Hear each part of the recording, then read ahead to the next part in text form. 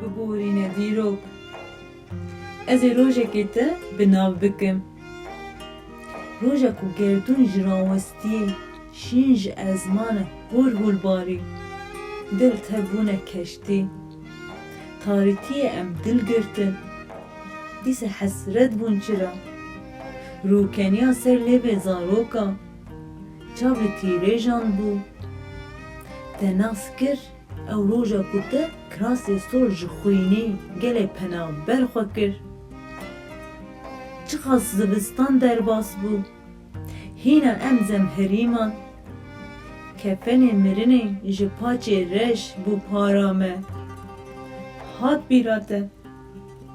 ger tu şem dike ji tazîtiya xwe ez ji te re rê bi lêv bikim tu çawa ji nav refê dîrokê derket ger tu nikarî li xwe min xwar werî em ji te rê rûpela dilê xwe bikin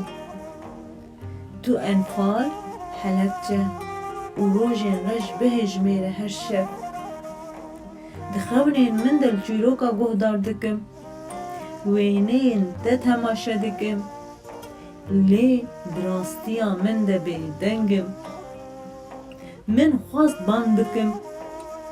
lê nalînê min qefes kirin ev dilê min ê herdem şiyar ji xwe re nedîtine cih û ne war ev dilê min ê herdem şiyar